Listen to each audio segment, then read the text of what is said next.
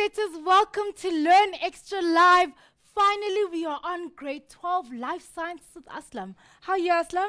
Great, Katlik. How are you? I'm great, thank you. Today we're doing revision. Please tell us Starting more. with revision, paper Okay. 1, the bulk of the marks, DNA, RNA, protein Yes. synthesis. Yes, that's the important stuff, isn't it? That's the stuff. Thank you. So as you heard, guys, revision and your exams are right now, basically. I mean, you guys are already so involved in them that you need all the revision that you can get. So why not call up everyone in your class? Facebook them, SMS them, BBM them, pep text them, whatever means that makes it, whatever things that you guys use these days, tell them to join today because this is a very important show for you to pass. Facebook.com/Learn Extra is where we are at today, and we're also on Twitter. Remember, don't inbox us, write it right on the page so that we can see exactly what you say, quick like that, so that we can get back to you as soon as you can. I know that there'll be a lot of questions today, so ask them clearly and concisely so that I can shoot them over to Aslam and he can answer them directly for you. Over to you. Thanks, Katlejo. Welcome, Mindsetters. We're going to be getting right into DNA, RNA, and protein synthesis. Please don't forget to post your questions on the page. We want your questions because that's what makes this so exciting, to answer your questions. We have our questions, we're going to go through them, but we want your questions so we can clear those fuzzy areas in your mind. Just a quick overview of what we need to do. In this section, guys, you need to know, this is DNA and RNA, you need to know the structure and functions of the nucleus. Now, guys, that is grade 10 work. Just what the nucleus is made up of, what does it do, and more specifically, how is it involved with these structures, DNA and RNA especially. Then we go straight into DNA. We want to know about DNA. We want to know the structure of the DNA. We want to know how it works and its function, and how it makes copies of itself, replication. We then move into the RNA structure. When we look at two different structures in life science, generally, we would always then also require a comparison. We must be able to compare the structure of RNA to that of DNA. We then move on to the process of protein synthesis, which is made up of, as you know, two important processes, that is transcription and translation. We then move on to gene mutation. We need to know what mutation means, definition of a gene mutation.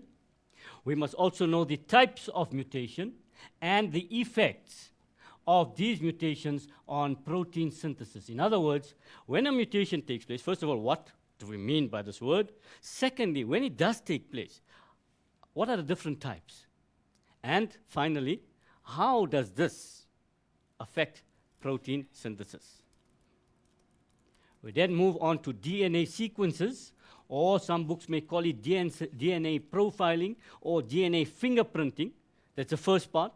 And also how DNA sequencing can help us to see the relationship between different organisms. For example, how closely related are we to a pumpkin? Katlejo, you think we're related to a pumpkin? I don't think so. I like to think we're not. Well, we can find out using DNA sequencing how closely we are And related are we to a close? pumpkin. No, we're not, fortunately, Unfortunately. Katlejo. Fortunately, we're not. Good. But we are closely related to the chimpanzee. Yes, I know that one. Okay.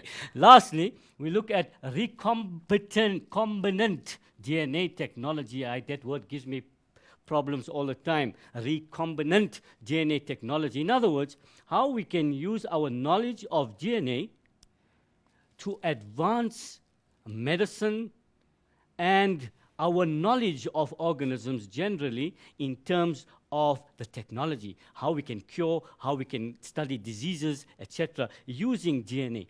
In other words, how we can produce medicine also using DNA.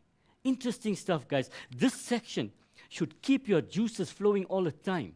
And today, in today's time, these two sections here, with all the lovely programs on TV, all the detective series that you're watching, these things crop up over and over again. DNA fingerprinting, how they find criminals, etc., how they find cures to outbreaks of various diseases. All these things are all that stuff that you are seeing.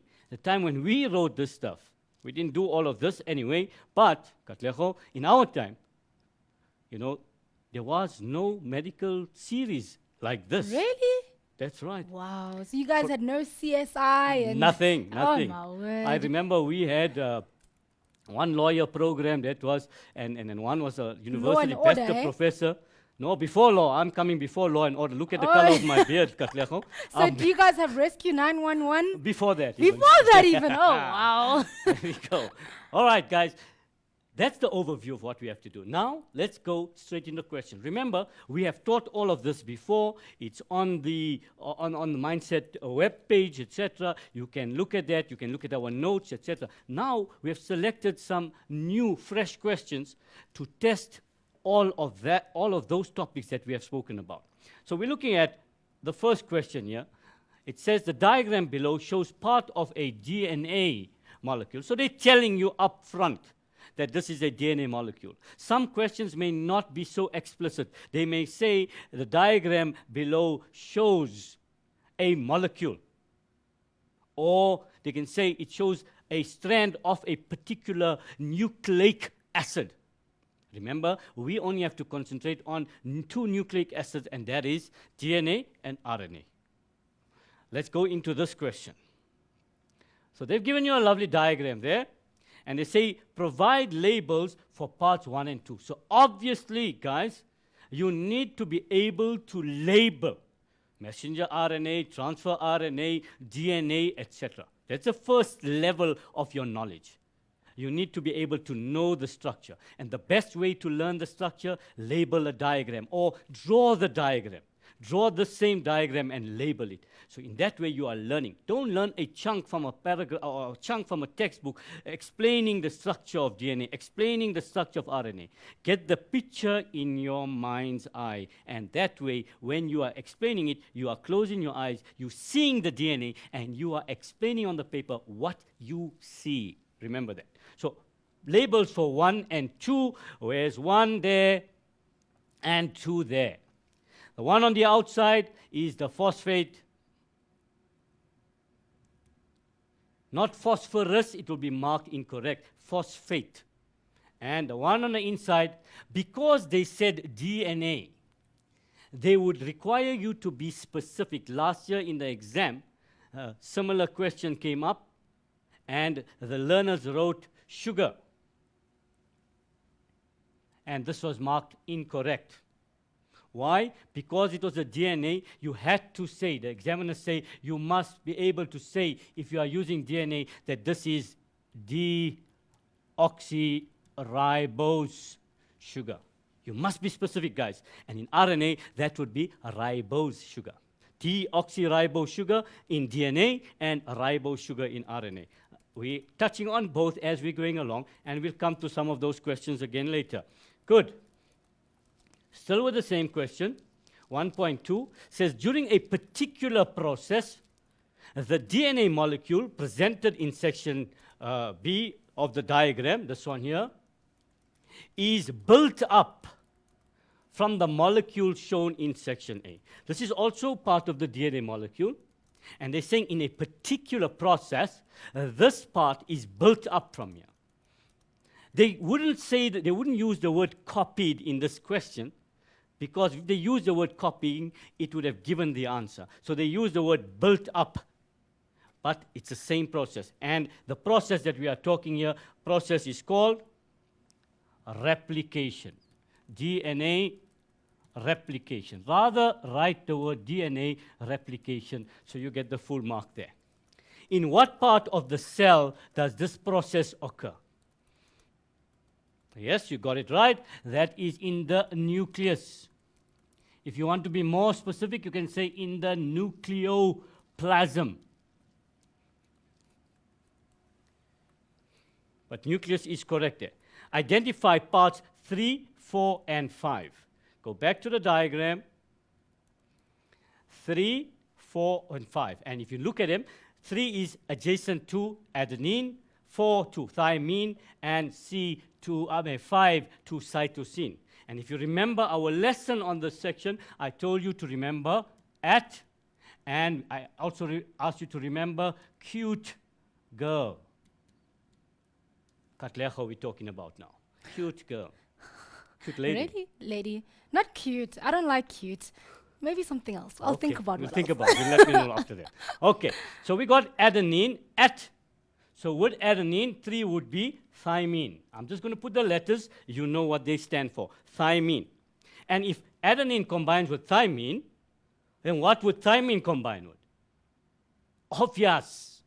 Adenine. A-T, at. And obviously the last one, C, cute, will be guanine, number 5. So what the examiner wants to know here is whether you understand how the nitrogenous bases combine. In other words, which one combines with which one. So you need to know that as well.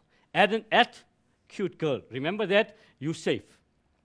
Remember in RNA, this changes a little bit because this guy is not present in RNA. But we talk about that a little later. Okay, we've identified those parts. We're still with the same question. During a particular process, no, that's the same one there. Okay, yeah, we kept the question, sorry. Name the chemical bond that holds the 2 threads of section A and B together. We're talking of the same process. They want to know when this thing is done, when we make this copy, how are these things held together? How are they held together? And they held together by hydrogen bonds. And it would be useful to remember when you're saying it, weak hydrogen bonds. Although in a memo, this would be in brackets, and we would give you the mark for hydrogen bonds. But you keep that in mind because we're going to ask you something about that later, and then you'll be able to say that. If only 2 labels of section B are changed, this will represent an RNA molecule. Provide the numbers and the new labels. Go back. We come here. If we change 2 only in this particular diagram, remember, we must go back to what we said. This would have been thymine, this would have been adenine, this would have been guanine. And remember what we labeled this as, deoxyribose sugar. They want to know if we change 2 labels in this diagram, this molecule would not be DNA, but RNA. Which 2 are they? Number, they're saying, provide the numbers and the new labels. So there's 2 parts to the question. Go back to the diagram again. Obviously, I've already given you part of that answer, or the whole answer earlier in my explanation. And the 2 would be number 3 and number 2. Number 2 and number 3. In this case, number 2, the label would be ribose sugar. And number 3, instead of thymine, you have uracil. So that is our answer there. Remember, look at the mark allocation. 4 marks given here. So how are the marks allocated? 1 mark for giving the number each, and 1 mark for giving the new label to make this DNA strand into an RNA strand.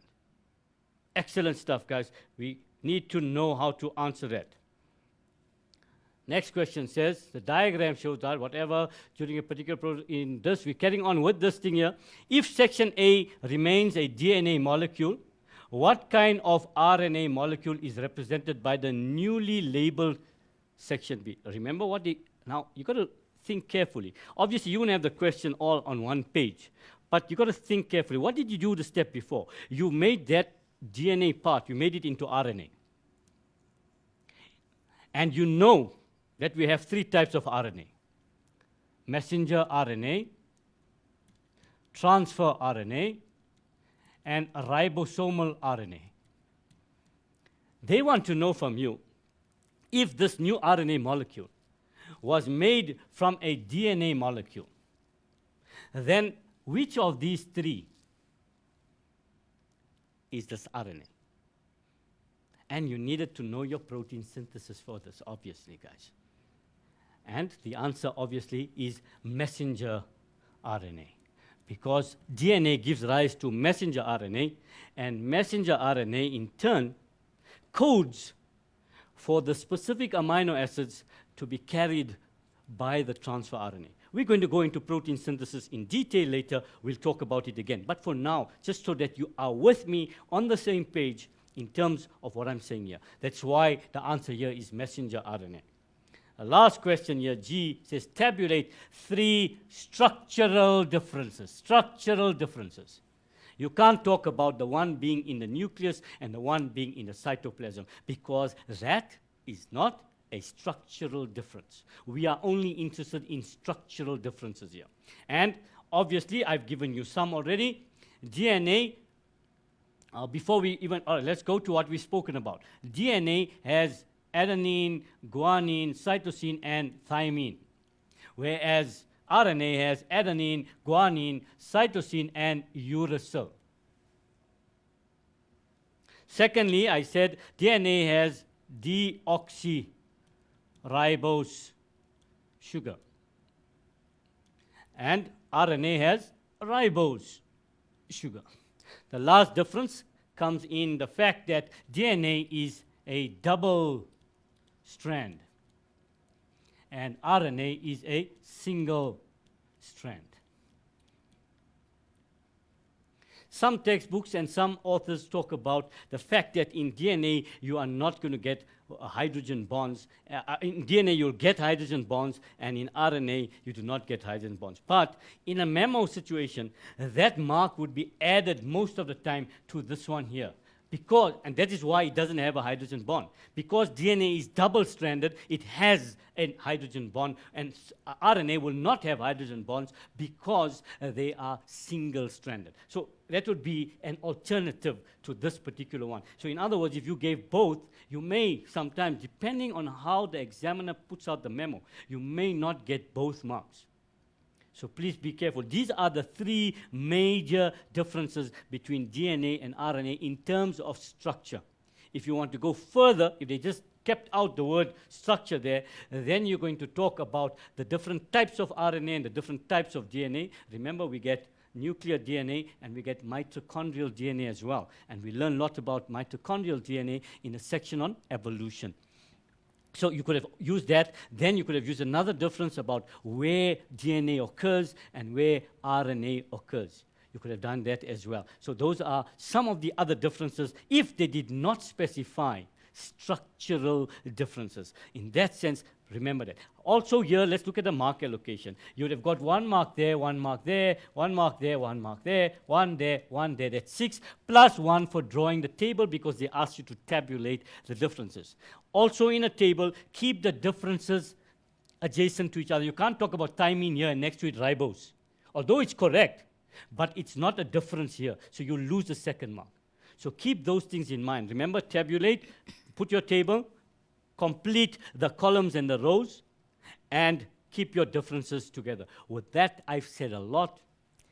Thank you. We're going to go for an ad break. I know that you guys need a bit of a refresher, but as soon as you refresh, get back on that seat and watch us again for the next segment. See you right now.